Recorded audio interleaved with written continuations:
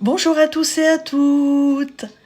Matthieu 12, verset 31 nous dit « Tout péché et tout blasphème sera pardonné aux hommes, mais le blasphème contre le Saint-Esprit ne sera pas pardonné aux hommes. » Alors qu'est-ce que le blasphème contre le Saint-Esprit ?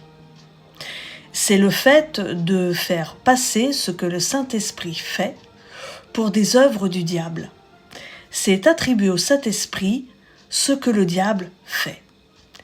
Et beaucoup de chrétiens, peut-être que tu en fais partie, sont perturbés en pensant avoir blasphémé contre le Saint-Esprit, car, par exemple, ils ont eu de mauvaises pensées contre Dieu, contre l'Esprit Saint, ont mal parlé de lui, etc.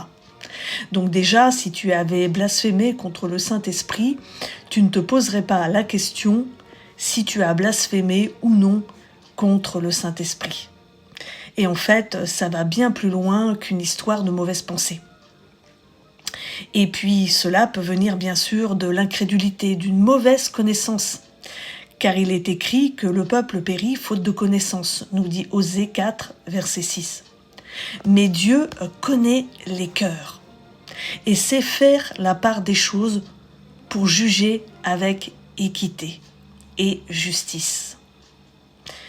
Déjà, pour blasphémer contre le Saint-Esprit, ça exige un certain niveau de maturité en Christ.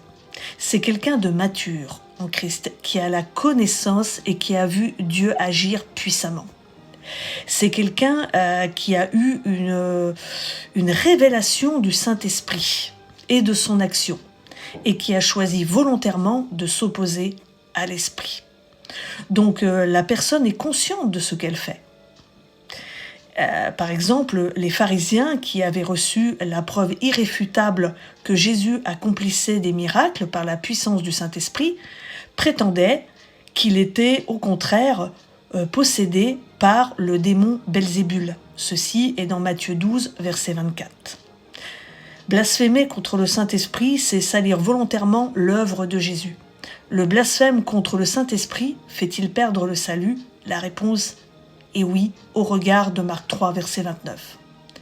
Mais quiconque blasphémera contre le Saint-Esprit n'obtiendra jamais de pardon. Il est coupable d'un péché éternel. À bientôt!